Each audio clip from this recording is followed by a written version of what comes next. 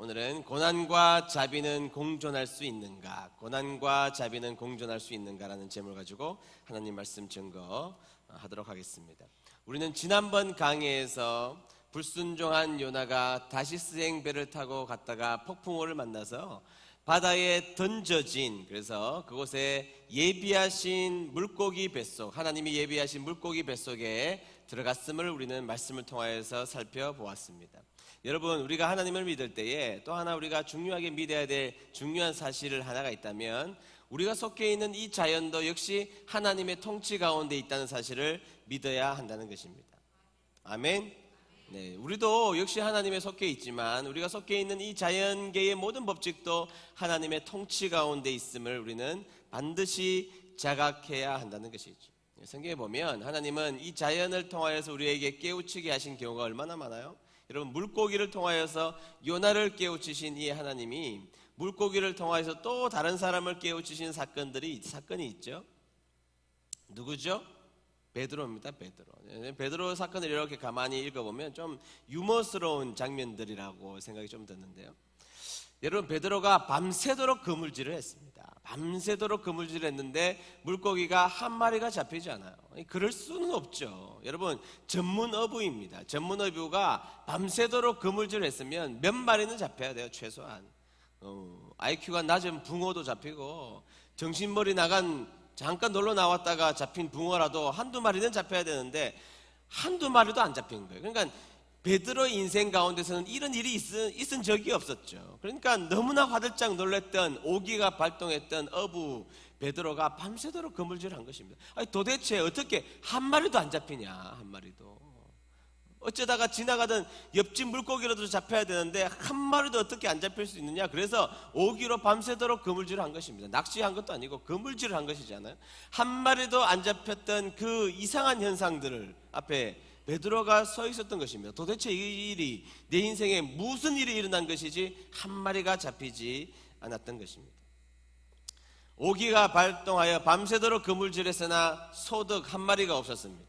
자, 그런데 예수님이 나타나셔서 뭐 이런저런 말씀 나누신 다음에 깊은 곳에 가서 그물을 던져라 하고 그물을 던졌더니 배 두 척이 필요할 만큼, 두 척에 가득 채울 만큼 물고기가 엄청나게 잡힌 일이 발생하게 된 것입니다.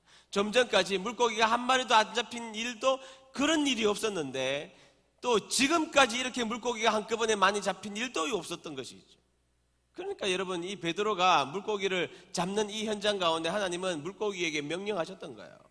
물고기 잠시 대기, 숯불 속으로 다 들어가 있어. 나오지 마. 지금부터 베드로가 그물질 할 때 한 놈도 잡히지 마, 알았어? 하고 쫙 저 구석에 대기시켜 놓다가 이제 예수님의 명령이 떨어진 다음에 그물질 할 때, 자, 너 153마리 출발. 자, 베드로의 물고기 속으로 전진해서 잡힌 거 아니에요? 저는 그렇게 믿는데 여러분들 그렇게 안 믿는단 말이에요.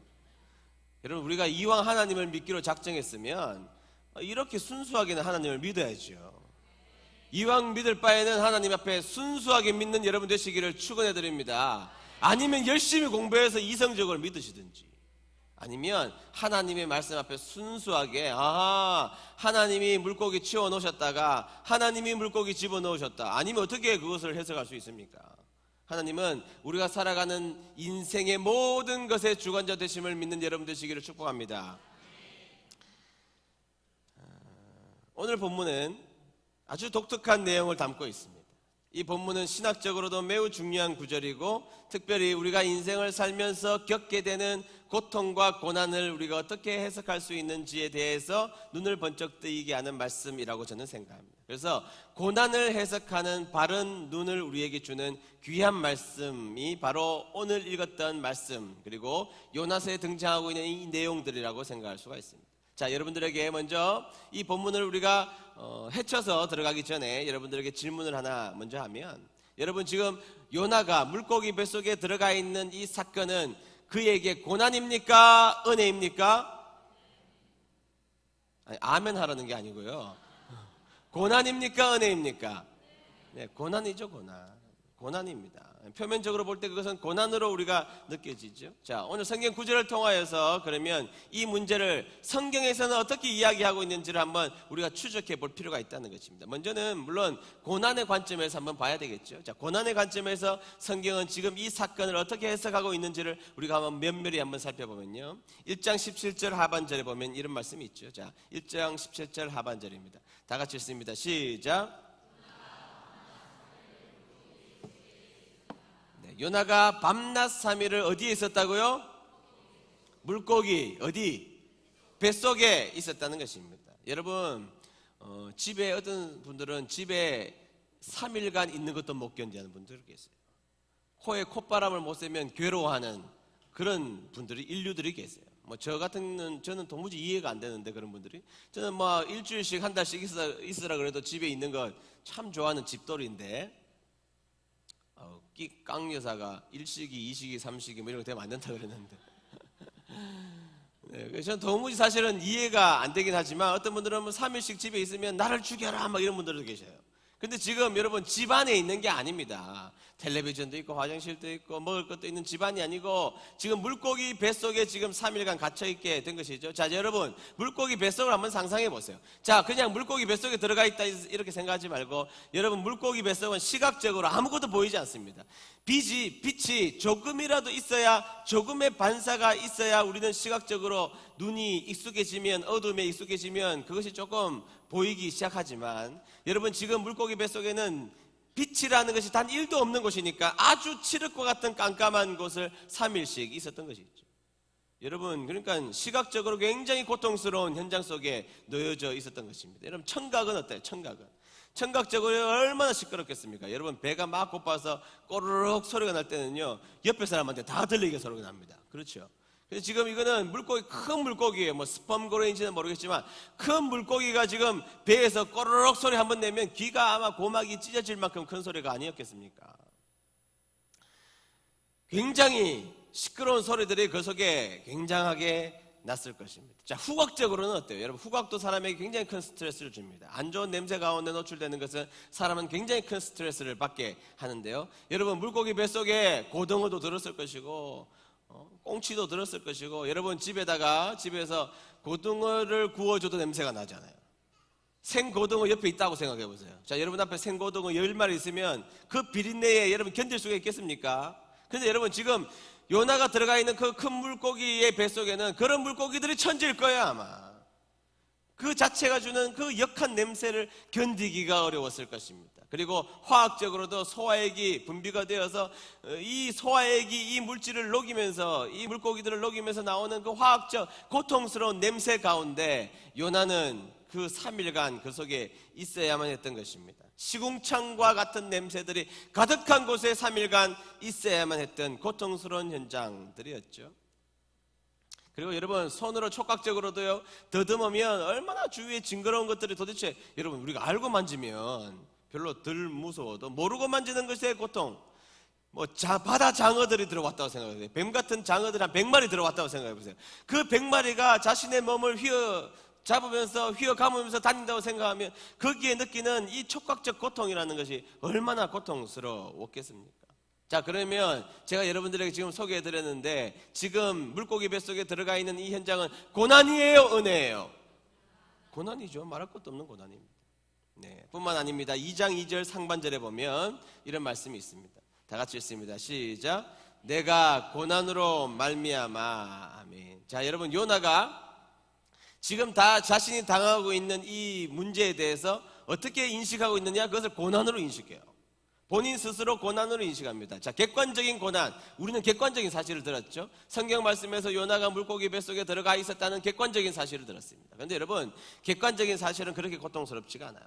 자, 암 아니면 뭐 병, 여러 가지 우리의 육신적인 질병, 여러 가지 물질적인 어려움, 그것이 객관적일 때는 고통스럽지가 않아요. 다른 사람이 그 병에 걸려 있는 객관적 사실에 대해서, 그리고 이 병은 이런 고통을 준다는 객관적 사실이 우리에게 두려움으로 다가오지 않습니다. 별로. 그런데 여러분 이것이 나에게 발병이 되면 그때는 무시무시한 공포로 사람은 느끼게 되어 있는 것이죠. 지금 요나가 그랬다는 것입니다. 자, 요나는 지금 이 현상을 주관적 고난으로, 자신의 고난으로 지금 인식하고 있음을, 그리고 자신이 처해 있는 이 상황을 고난으로 규정하고 있다는 것이죠. 스스로 고난으로 규정할 만큼 고통스러웠다는 것입니다. 자, 2절 하반절 볼게요. 2절 하반절 다 같이 읽습니다. 시작. 스올의 뱃속에서 이렇게 나와 있는데, 스올을 지옥이라고 번역하기는 조금 어렵지만 지옥 같은 곳이라고 번역할 수는 있겠죠. 그러니까 여러분, 지금 이 요나는 자신이 처해 있는 이 형편은 지옥 같은 곳임을 이야기하고 있는 장면을 만나게 된 것입니다. 자, 5절에 보면요, 5절에 이런 말이 나와요. 다 같이 읽습니다. 시작. 바다 풀이 내 머리를 감쌌나이다. 아멘. 머리카락 엉켜 보셨어요? 머리카락 엉키면 나중에 하다 안 되면 어떻게 돼요? 잘라내야 돼요. 그런데 지금 여기 보니까 온갖 해초가 머리를 다 휘감았다는 것이에요. 고대에 요나가 살았을 때 남자도 머리가 꽤 길었기 때문에 거기에 해초가 가득 자신의 머릿속에 있어서 출렁거릴 때마다 해초와 같이 출렁거리는 이 요나를 생각해 보십시오. 그리고 6절에 보면 이런 말씀이 있습니다. 다 같이 읽습니다. 시작. 산의 뿌리까지 내려갔사오며. 고대 사람들은 산이 있으면 산의 높이만큼 산의 뿌리가 있다고 생각했습니다. 산이 높은 만큼 뿌리가 있다고 생각했는데, 산의 뿌리까지 내가 내려갔다, 이 말은 가장 밑바닥까지 지금 자신이 내려갔음을 선언하고 있는 장면인 것입니다. 자, 제가 여러분들에게 지금 이렇게 구체적으로 설명드렸던 이 장면은 고난이에요, 은혜예요? 고난이 보여요, 은혜가 보여요? 고난이 보이죠. 명백하게 고난이 보입니다. 부인할 수 없는 고난이 보인다는 것입니다. 그래서 물고기 뱃속은 세상의 그 어떠한 장소보다 고난을 바로 느끼며 직시하는 장소, 그 장소가 바로 물고기 뱃속인데, 그 뱃속에 지금 3일간이나 갇혀 있게 되었던 것입니다. 근데 여러분, 중요한 것은 오늘 우리가 읽었던 이 성경 말씀 가운데서는 이 물고기 뱃속에 들어가 있는 이 요나를 고난 가지고만 설명하고 있지 않다는 것이죠. 이것이 중요합니다. 어떻게 그러면 설명하고 있느냐? 먼저 한번 봅시다. 지금 요나가 들어가 있는 물고기 뱃속 밖에는 바다입니다. 바다. 네, 폭풍우가 치든 안 치든, 폭풍우가 잠잠하든 폭풍우가 치든, 파도가 높든 낮든 밖은 바다입니다. 자, 여러분, 바다에다가 저 태평양 한가운데 여기 수영을 취미로 하시는 분 계시나요? 과거에 수영 선수였던 분. 우리 동네 국가대표, 동네 대표 있잖아요. 여기 우리 교회에 있어요. 자, 그런 분들, 자, 나는 수영을 열심히 해서 배웠습니다. 자, 그런데 태평양 한바다에 거기에 넣어놓으면 어떻게 돼요? 살아요, 죽어요? 제가 어려운 건 묻지 않는데, 살아요, 죽어요? 죽죠. 죽습니다. 조훈련 선수, 대한해협을 건넜던 조훈련 선수를 놔두면 죽죠. 죽어요. 못 삽니다. 여러분, 수영을 해서 생존 수영을 배웠다 손 치더라도 저체온적으로 사람들은 시간이 지나면 다 죽게 되어 있습니다. 누가 살아요? 아무도 못 살지. 이게 바다입니다. 그런데 여러분, 바다에 나가면 죽는데 지금 물고기 뱃속에 들어와서 지금 살아있는 것입니다. 자, 살아있는 관점으로 보면 요나에게는 그 물고기 뱃속이 고난이에요, 은혜예요? 은혜죠. 살아있으니까 은혜입니다. 2장 1절 보겠습니다. 2장 1절 다 같이 읽습니다. 시작. 요나가 물고기 뱃속에서 그의 하나님 여호와께 기도하여. 아멘. 자, 그는 물고기 뱃속에 들어가서 비로소 기도하는 백성이 되었다는 것이죠. 그 전까지에는 기도 안 했습니다. 기도도 안 했고, 이방신을 섬기는 사람이 너의 신에게 기도하라 그래도 기도 안 했습니다. 기도에 대해서 게을렀던 사람, 기도를 거부했던 요나가 비로소 물고기 뱃속에 들어가서 성경에서는 기도했다 이렇게 말하고 있죠. 자, 기도는 우리의 영적인 호흡입니다. 호흡을 해야 사는데 그는 호흡을 멈추고 살아가고 있다가 물고기 뱃속에 들어가서 비로소 영적인 호흡이 터져 나온 것이죠. 자, 그것은 고난입니까? 은혜입니까? 은혜죠. 기도하는 것은 은혜입니다. 그는 기도하는 은혜의 자리에 나아가게 되었다는 것이죠. 2절 볼까요? 2절 다 같이 읽습니다. 시작. 주께서 내게 대답하셨고 주께서 내 음성을 들으셨나이다. 아멘. 여러분, 물고기 뱃속은 인간이 할 수 있는 일이 없어요. 그리고 인간이 음성을 주고받을 수 있는 인간이 없는 곳이 있죠. 인간이 인간에게 말을 할 수 없는 것입니다. 그런데 그가 그곳에서 기도했어요. 그곳에서 하나님을 바라보며 간절히 기도했는데 성경에서 뭐라 그러는가 하면 주님이 대답하셨대요. 아멘. 네, 그리고 주님께서 내 음성을 들으셨나이다. 주님이 대답하셨고 주님이 내 음성을 들어주셨어요. 자, 이것은 고난입니까? 은혜입니까? 네, 은혜죠. 은혜. 은혜로 해석할 수 있는 것입니다. 7절 보겠습니다. 7절 다 같이 읽습니다. 시작. 내가 여호와를 생각하였더니 아멘. 자, 요나는 좀 전까지 하나님을 생각하고 싶지 않았던 사람입니다. 하나님을 생각하기 싫었고 하나님의 낯을 피하려고 했던 사람이에요. 낯을 피하기 위하여서 욥바로 가서 다시스행 배를 올라탔던 것입니다. 그래서 하나님 얼굴 꼴도 보기 싫다 하고 도망갔던 사람이에요. 그냥 그거는 불순종해서 하나님의 얼굴이 꼴도 보기 싫다 해서 여호와의 낯을 피하려고 도망갔는데 지금 물고기 뱃속에서 그는 여호와를 생각하고 있었다. 하나님을 생각하는 사람이 되었다는 거예요. 자, 그거는 고난입니까? 은혜입니까? 은혜이죠. 은혜. 하나님을 생각했대요. 그 자체가 축복의 자리로 나아가게 된 것입니다. 그래서 여러분, 그 전까지 요나는 하나님이 보이지 않는 인생을 살았습니다. 불순종하여서 하나님을 보고 싶지도 않았습니다. 하나님의 낯을 피하고 싶었으나 그러나 이 고통의 현장 가운데 그는 비로소 하나님을 바라보는 자가 되었다. 그것은 전형적으로 너무나 놀라운 은혜와 축복이라는 것이죠. 하나님이 생각나는 인생, 그런 인생은 축복의 인생인 줄로 믿습니다. 자, 그런데 지금까지, 그럼 좀 전까지 말고 지금까지 소개했던 이 구절을 생각해 보면 여러분, 고난이 보여요? 은혜가 보여요? 은혜가 보인단 말이에요. 은혜가 보인다. 좀 전까지 여기 파트 이전에는 뭐가 보였어요? 고난이 보였어요. 지금은 뭐가 보여요? 은혜가 보인다는 것이죠.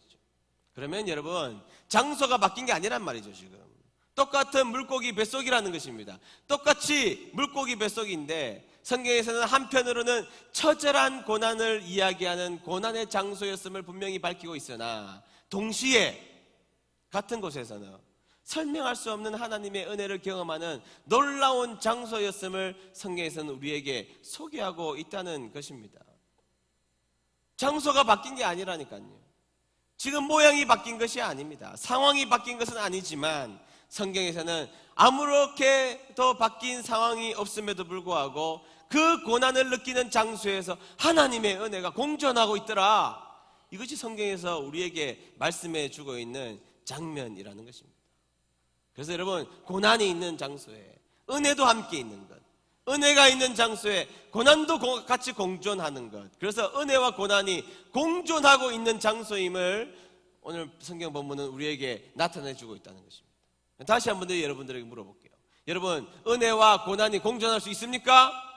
네, 공존할 수 있습니다. 네, 성경에서는요, 수많은 구절을 통하여서, 수많은 내용을 통하여서 은혜와 고난이 공존하고 있음을 우리에게 설명하고 있다는 것이죠.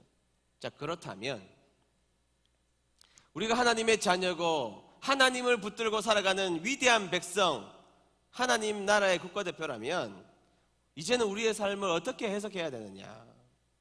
하나님의 사랑의 표현이 때로는 고난의 모습으로 얼마든지 올 수 있다고 우리는 해석할 수 있는 인생이 되어야 할 줄을 믿습니다. 우리의 인생 가운데 고난이 있지만 이 고난의 현장에 하나님의 은혜도 여전히 침투하여 들어와 있음을 믿는 여러분 되셔야 할 줄로 믿습니다. 그래서 여러분, 하나님의 사랑이 고난의 모양으로 표현될 수도 있고 내 고난의 현장 가운데 그것이 불순종의 모습일지라도 고난의 현장 가운데 하나님의 은혜가 침투해 들어왔음도 역시 우리가 믿어야 될 중요한 사실임을 우리는 항상 기억하면서 우리가 걸어가는 신앙생활을 감당해야 할 줄로 믿습니다. 그래서 우리가 인생을 살다 보면 고난이 객관화가 아니라 주관적으로 다가올 때가 있어요. 그때 우리는 마치 수학 공식처럼 꺼내 들어야 될 장면, 요나의 물고기 뱃속입니다. 아하, 고난과 그리고 은혜는, 고난과 축복은 언제든지 함께 공존할 수 있다는 것을 반드시 우리는 깨달아야 한다는 것이죠. 우리는 뭐 고난을 당하면 죽을 것 같아, 너무너무 힘들고 고통스러워서 죽을 것 같다라고 외치지만 그 속에 우리는 또 한 번 외쳐야 될 한 줄의 문장이 있다면 이 고난의 현장 가운데 하나님의 은혜가 함께 있다는 사실, 그것을 이야기해야 됩니다. 그래서 여러분, 사실 우리 한국교회하고 가장 전통이 비슷한 퓨리탄들, 청교도들은 항상 자신의 자식들에게 그리고 공예배 때 항상 강조했던 것이 있어요. 그것이 뭐냐면 고난은 변장된 하나님의 축복이다. 자식들이 힘들면 앉혀놓고 이야기했습니다. 얘야, 네가 지금 고통의 현장 가운데 지나고 있지만 너 기억해야 될 것이 하나 있다면 그것은 고난은 변장된 하나님의 축복이야. 공예배 때 성도님들, 우리의 인생 가운데 고난이 있을지라도 우리가 반드시 잊지 말아야 될 것은 이 고난은 변장된 하나님의 축복인 것입니다. 네, 여러분 따라하겠습니다. 고난은 변장된 하나님의 축복입니다. 네, 물론 이 고난의 현장을 지나가고 있는 그 한복판에서는 그것을 축복이라고 인식하기가 굉장히 어렵죠. 아픈데, 아프고 괴로운데 그 상황 속에 그것이 축복이라고 여기는 것은 매우 매우 어려운 일이지만, 그리고 고난이 드러나는 모습과 축복이 드러나는 은혜와 도무지 조화될 것 같지 않은 우리의 인간적인 이성이 그 생각을 가로막을 수는 있으나, 분명한 사실은 성경에서의 우리에게 말씀해 주시는 레슨은 고난과 하나님의 은혜는 공존한다는 것입니다. 고난은 고난이고 은혜는 은혜지. 자, 오늘부터는 이런 생각을 버려야 됩니다. 고난은 고난이고 은혜는 은혜지가 아니라 이 고난의 현장 가운데 얼마든지 하나님의 은혜가 우리에게 임하게 된다는 사실을 믿는 여러분 되시기를 축복합니다. 고난 가운데 자명하시는 하나님의 은혜, 슬픔 가운데 자명하시는 하나님의 기쁨, 그런 것이 우리의 인생 가운데 반드시 있게 될 줄로 믿습니다. 여러분, 성경의 곳곳에 이야기하고 있는 이야기가 그런 이야기 아닙니까? 여러분, 이 통일 왕국이 시작되는, 다시 말해서 하나님의 말씀이 들려지지 않는 세상 가운데 하나님의 말씀이 들리게 하는 이 사무엘이 이 땅에 태어나게 하는 방식은 한 여인의 고통 가운데, 그가 아파서 고통스러워서 너무너무 힘들어서 하나님 앞에 울부짖으며 철야하며 금식하며 기도하는 그 현장에 잇대어 하나님의 위대한 말씀의 선지자 사무엘을 이 땅에 보내주신 것이죠. 고통과 고난과 하나님의 은혜를 떼어놓고 생각할 수가 없다는 것이죠. 여러분, 아브라함에게 하나님께서 자식을 주셨는데 100세 주셨죠. 100세 주셨죠. 얼마나 예뻤겠어요. 여러분, 저는요 어릴 때부터 아기들을 별로 안 좋아했어요. 저희 집 아기도 제가 오래 앉지를 못했어요. 30분 지나면 고통이 내 마음속에 찾아와요.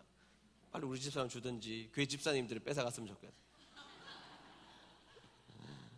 제가 뭐 살아있는 걸 별로 안 좋아해요. 살아있는 거 뭐 다니는 별로 안 좋아해요. 이게 바퀴벌레도 싫어하고, 하여튼 뭐 살아있는 걸 별로 안 좋아해요. 저는 항상 무생물과 친해졌고 무생물과 가까이 했지 제가 걸 별로 안 좋아해요.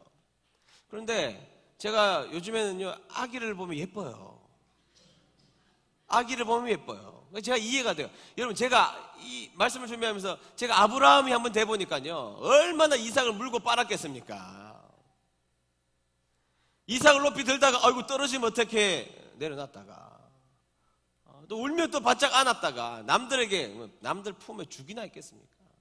얼마나 아까웠겠습니까? 그런데 그런 하나님의 은혜가 그의 인생 가운데 침투에 들어오자마자 아들 바치라는 거 아니에요.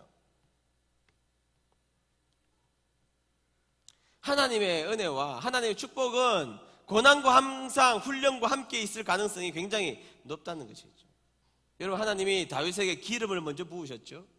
순서는 달라도 상관없습니다. 하나님의 기름을 부으셔서 네가 왕이 될 거야, 네가 통일왕국의 2대 왕이 될 거야, 너에게 복을 줄 거야, 하나님이 기름 부어주셨다고 약속받았어요. 그러면 약속받았으니까 축복이죠, 은혜죠. 못난 놈이 왕이 되니까 은혜잖아요. 못난 놈이 왕이 되는데 은혜인데, 하나님은 그 은혜를 부어주시려고 13년간 광야생활을 하게 했다고요. 13년간 망명자로서 피해 다녔어요. 오늘은 이 바위, 내일은 저 바위, 오늘은 이 굴, 내일은 저 굴, 피할 데가 없어서 나중에는 헬의 숯불가에 피했어요. 여러분, 숯불가에 숨어 있다가 바람 확 불면 다 보여요. 피할 데가 없어서 바위에 피했다가 굴에 피했다가 숯불가에 피했으니, 여러분, 다윗의 인생이 얼마나 비참한 인생입니까? 잠을 발 뻗고 자기나 했겠습니까? 여러분, 우리는 며칠간이라도 잘 잘 수 있죠. 우리는 잠자는 데 대해서 고통스러워도 그래도 언젠가는 깊이 잠든 날이 있었단 말이죠. 그런데 여러분, 다윗은 13년간 발 뻗고 잔 적이 한 번도 없어요. 그렇게 자다가는 언제 사울의 정규군에 죽을지 몰라요. 그래서 여러분, 성경에 보면 그가 고통 가운데 신음했다는 것이, 고통이 13년간 반복되자 성경을 가만히 읽어보면 그는 신경적 노이로제에 걸렸던 흔적들을 성경 가운데 찾을 수가 있습니다. 깜짝깜짝 놀래고 고통스럽고 우울하고 불안하고 그런 인생으로 인생을 13년간 살았던 사람이 다윗이었던 것입니다. 그리고 13년 도망 다니면서 하나님의 성전에 예배 드릴 수가 없었어요. 여러분, 다윗이 예배 드리는 걸 얼마나 좋아했습니까? 하나님의 법궤가 들어오자 춤을 췄죠. 이스라엘 백성 가운데 바지가 벗겨진 사람 아무도 없었습니다. 다윗만 벗겨져요. 어떤 춤을 췄길래 그래요 도대체? 죄송합니다, 제가 한마디면 나쁜 말, 지랄 발광을 했기 때문에 그래요. 그러면 다른 사람들은 그냥 춤췄지만 다윗은 난리 브레이크 댄스 곱하기 열은 쳤으니까 바지, 브레이크 댄스 치는 사람들 바지 벗겨져요. 그러니까 여러분, 그렇게 춤을 출 만큼 하나님 앞에 예배 드리는 것을 즐겨했던 사람인데 13년간 예배를 못 드렸단 말이에요. 그러고 나서 성경에 보면 그가 성전에 올라가면서 울었다고 나와 있어요. 예배 못 드리는 그 고통, 예배 못 드리는 그 고통 가운데 있다가 비로소 예배 드리던 그 자리를 올라가면서 눈물을 쫙 흘리면서 올라갔다. 기름 부은 축복이 있은 다음에 그는 13년간의 고통과 고난의 인고의 세월을 그의 인생 가운데 감내하는 훈련이 있어야만 했다는 것입니다. 고난과 은혜는, 그리고 고난과 은혜와 고난은 항상 성경 속에 공존하고 있음을 성경에서는 말하고 있다는 것입니다. 오늘 성경 본문과 내용과 조금 벗어난 이야기처럼 들리는 이야기를 이제 잠시 하고 넘어가야 될 텐데요. 여러분, 이제 요나가 왜 고난을 당했습니까? 불순종했기 때문에. 그렇죠? 자, 왜 고난을 당했죠? 불순종했기 때문에. 왜 고난을 당했죠? 불순종했기 때문에. 불순종했기 때문에 고난을 당하게 되었습니다. 그런데 불순종하자마자 그가 불순종을 선택하고 도망가죠? 근데 여러분, 이걸 이상하게 생각해 본 적이 없나요? 아니, 도망가면 하나님 안 계세요? 자, 우리가 하나님을, 계시된 하나님을 우리가 믿을 때에 하나님은 삼위일체의 하나님, 전능하신 하나님, 전지하신 하나님, 그리고 무소부재하신 하나님, 이렇게 말하잖아요. 하나님이 계시지 않은 것이 없다 이 말이에요. 하나님은 이 우주 만물에 편재하신 하나님이라고 믿잖아요. 아멘? 우리는 그걸 믿는단 말이죠. 하나님이 아브라함에게 오셔서 나는 이스라엘의 하나님이라고 말하신 적이 없고 나는 너의 하나님이다. 이 말은 네가 어디를 가든지 너를 지키고 보호하마. 옛날에는 지역신으로 생각했다면 아브라함에게 계시하신 하나님은 모바일 갓, 어느 곳에라도 다 있는 전지전능하시고 무소부재하신 하나님으로 자신을 계시한 것입니다. 그런데 여러분, 요나는요, 당시에 하나님에 대한 지식이 부족했어요.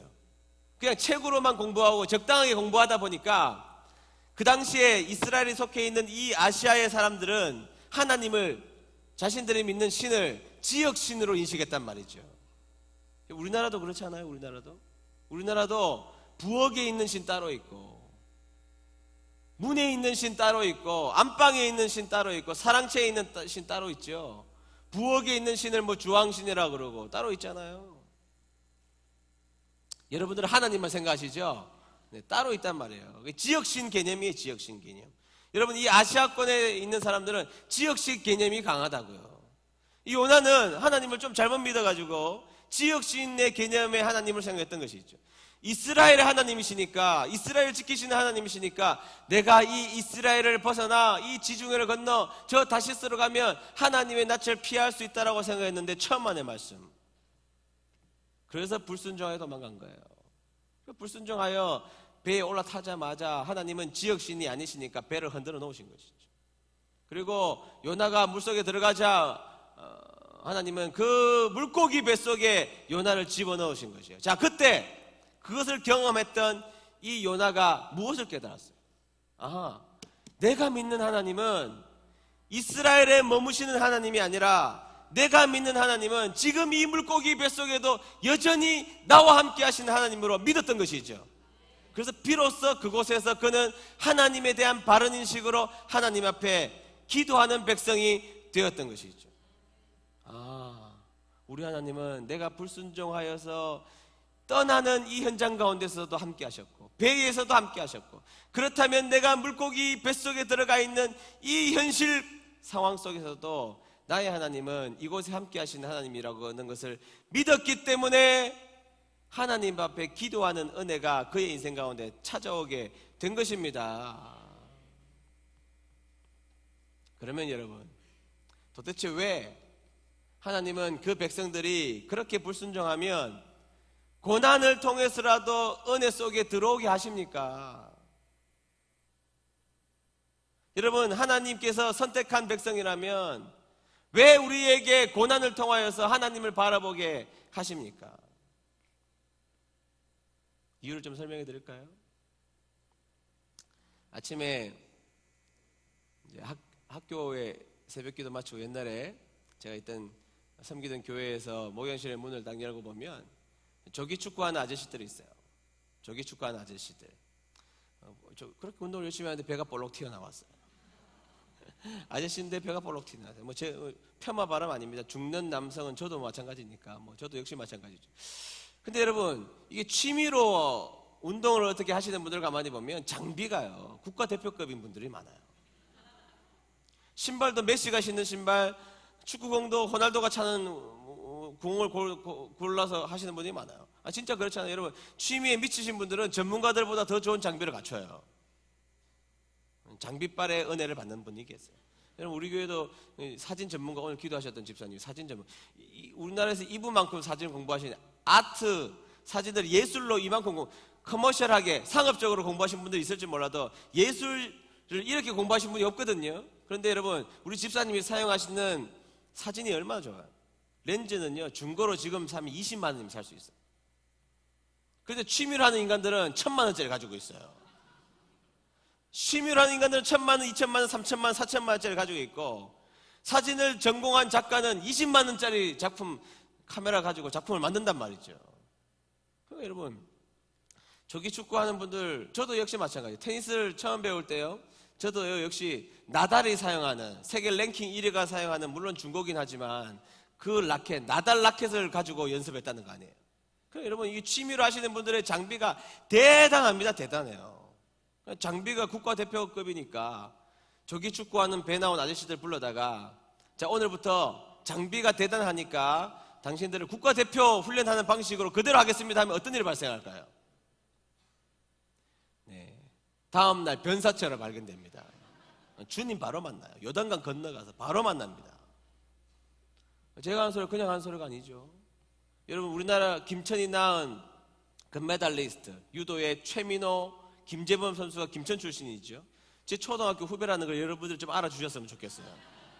그런데 여러분, 최민호 선수가 운동하다가 그 인터뷰한 거 한번 들어보세요. 운동을 다 마치고 국가대표 훈련을 마치고 숙소까지 들어가는데 가다가 기어갔대요. 기어서 들어간 적이 하루 이틀이 아니고 어떨 때는 기어가다가 타친해서 쓰러져가지고 코치가 업고 갔다는 거예요. 업고 숙소를 데려다 줬대요. 그러면 그렇게 고생해서 업고 데려다 줬는데 그 다음날 훈련 안 합니까? 아니요, 전날하고 똑같이 시킵니다. 전날 훈련했던 것하고 똑같이 시켜요. 다시 한번 이야기해 볼게요. 배 나온 중년 아저씨, 저 같은 사람 불러다가 국가대표급으로 훈련시키면, 자, 훈련시킬 계획이 내일 있어요. 그럼 뭐부터 조직해야 되느냐? 장례위원부터 조직해야 돼요. 죽는다니까. 여러분, 황영조 선수가 1992년도 바르셀로나 몬주익 언덕을 확 넘을 때 우리가 환호했죠. 39km 지점에서. 그런데 그 몬주익 언덕을 넘어갈 수 있었던 중요한 이유가 뭔 줄 아세요? 황영조 선수가 김천에서 훈련했기 때문이에요. 감독이 김천 사람이거든요. 정산의 아홉 고개를 그렇게 뛰게 만들었다는 거예요. 그런데 여러분, 황영조 선수가 감독 옆에 있는데 인터뷰할 때 뭐라고 그랬습니까? 훈련은 어떠셨습니까? 물어보니까 감독 한번 쳐다보더니 뭐라고 그랬는가 하면, 훈련할 때마다 나는 차가 올 때 그 차에 달려들고 싶었대요. 죽고 싶었다는 거예요. 매번 죽고 싶었대요. 매번 그 훈련 받으면서 죽고 싶었다는 거예요. 기어 들어가고 죽고 싶은 훈련 왜 받아? 그만두면 되지. 그런 바보 같은 사람들. 그렇게 목숨이 위태로울 만큼 그렇게 고통스러우면 그만두면 되지 왜 안 그만둬요? 근데 여러분, 국가대표 선수들 가운데 그만두는 사람 한 명도 없어요. 왜 안 그만둡니까? 그의 가슴에는 이 나라를 대표하는 국가대표 마크가 붙어있기 때문입니다. 나라를 대표하는 국가대표 마크, 이 마크에 걸맞는 사람이 되기 위하여서 그들은 목숨을 건 훈련을 지금도 하고 있는 거예요. 그리고 그 고난의 결과가 영광의 결과로 귀결될 것을 그들은 믿기 때문에 그 고통스러운 훈련을 받아내는 것이죠. 우리는요, 우리 하나님의 자녀입니다. 이거 잊지 마십시오. 우리는 하나님 나라의 국가대표, 그것이 우리란 말이죠. 그래서 여러분 자꾸 이렇게 말하는 사람이 있어요. 목사님, 세상에 내 친구들은, 세상에 저 안 믿는 사람들은 매우 개망난 이 짓을 해도 고난 한 번 안 당하던데요. 그는 동네에서 설렁설렁 운동하는 조기축구 선수라니까요. 우리는 하나님 나라의 국가대표고, 하나님이 보시기에 하나님 나라의 국가대표를 어떻게 그냥 두시겠습니까? 그 영광스러움에 동참케 하시기 위하여서 때로는 우리를 훈련시키는 고난 가운데 우리를 밀어넣을 줄로 믿습니다. 여러분, 그래서 더 큰 은혜 주시려고 불같은 연단도 하나님은 우리에게 주신다는 사실 기억하시기를 축복합니다. 여러분, 다니엘과 그 세 친구를 보세요. 다니엘서 보면요, 열받아요. 정말 읽어보세요. 열 안 받는지. 여러분, 다니엘과 그 세 친구는요, 유기농 채소만 먹었던 사람이에요. 최초로. 왜 고기 안 먹었느냐? 그 당시에 고기는 우상에게 바쳐진 제물이었기 때문에 자기는 안 먹겠다는 거예요. 우상에게 바쳐진 제물 안 먹고 자신은 채식만 하겠다, 그렇게 결단했던 거예요. 얼마나 고기가 먹고 싶었겠어요. 그러나 그 결단을 했던 것입니다. 그래서 어느 날 느부갓네살 왕이 신상을 세워놓고 여기에다 모두 다 절해. 이게 신이니까 내 상, 이게 신이니까 여기다 다 절해. 다 절하는데 다니엘과 세 친구만 하는 거예요. 그 소식을 느부갓네살 왕이 듣고 직접 찾아옵니다. 너들 다 나와봐. 도대체 너희들은 왜 절 안 하는 거야? 뭐라고 그러죠? 나는 하나님을 섬기는 사람입니다. 나는 하나님을 섬기는 사람이기 때문에 신상에게 절할 수 없나이다. 그러자 뭐라 그러죠? 느부갓네살 왕이, 그래? 너 다시 한 번 더, 너에게 기회 한 번 더 줄 테니까 다시 한 번 더 절해. 너 절 안 하면 풀무불 사이를 지나가게 한다. 풀무불이라는 것은 불을 막 붙여놓고요, 바람을 옆에서 막 부는 거예요. 연탄이 꺼져가다가 바람 불면 확 살아나잖아요. 그러니까 여러분, 화염 방사능기를 한 100대 틀어놨다고 생각하면 돼요. 그 사이 지나갈 거야 라고 이야기합니다. 자, 그때 이 세 친구가 뭐라고 해요? 우리가 이 사이를 지나갈 때에 하나님이 우리를 건지실 것입니다. 그런데 건지시지 아니하실지라도 나는 절할 수 없습니다. 다시 말하면 나 이곳을 지나가다가 죽어도 나는 절 못합니다. 여러분, 이쯤 되면 하나님은 깜빡 넘어가셔야 돼요. 이렇게 예쁜 것들이 세상에 어디 있어요? 내가 하나님이면, 내가 하나님이 이 이야기를 들었으면 당장 번개 내려서 느부갓네살 사망시키고, 풀무불 지나갈 때 풀무불이 아니라 얼음물로 그 풀무불을 다 끄고 안전하게 지나가게 할 것 같아요. 근데 하나님은요, 그 풀무불을 지나가게 하세요.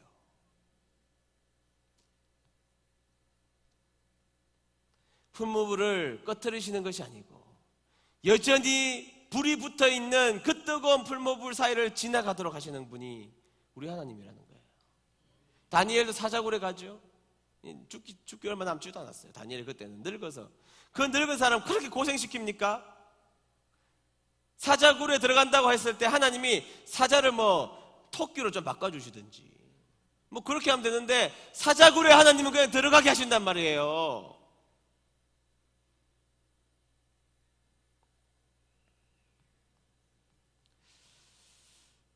여러분, 그것이 하나님의 자녀를 대하시는, 때로는 잔인해 보이는 하나님의 자비의 방법입니다.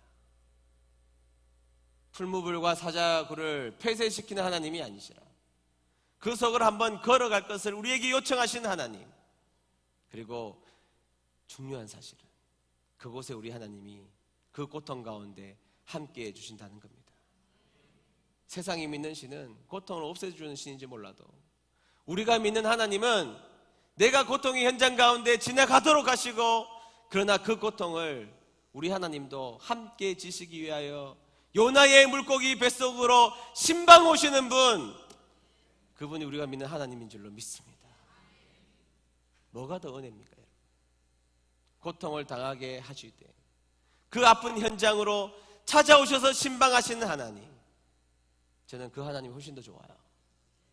여러분 인생 가운데 오늘 이제부터 고난과 아픔의 여정을 지나갈 때에 여러분 그것을 그냥 표면적으로 보이는 고난이라고만 말하지 않게 되기를 축복합니다.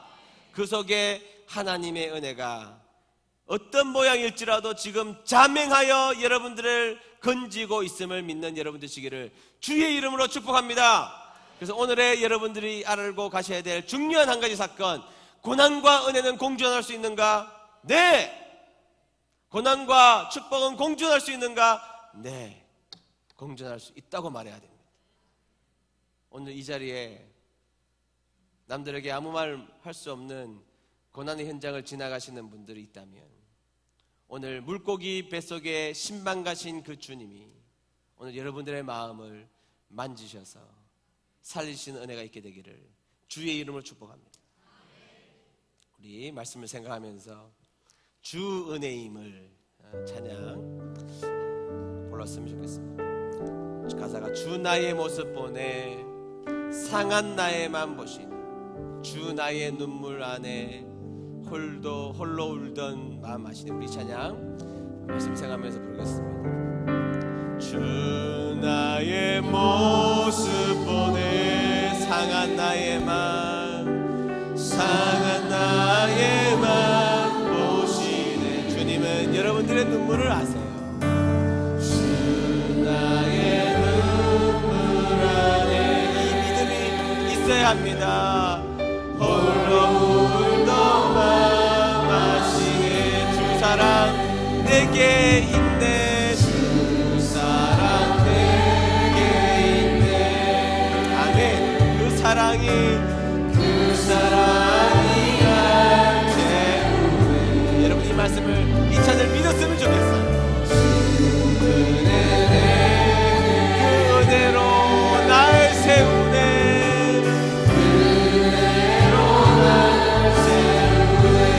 세상 소망 다 사라져. 주의 사랑 끝이 없으니 사랑하는 이 모든 순간을 고백하면서 다시 한번 더 부르겠습니다. 주 나의 모습 보내.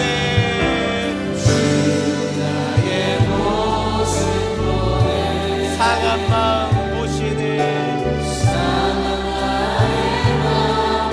주 나의 눈물 안에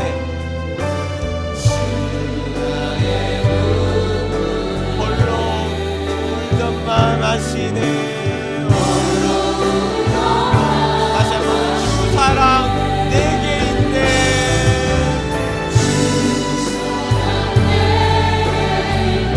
그 사랑이 날 채우네.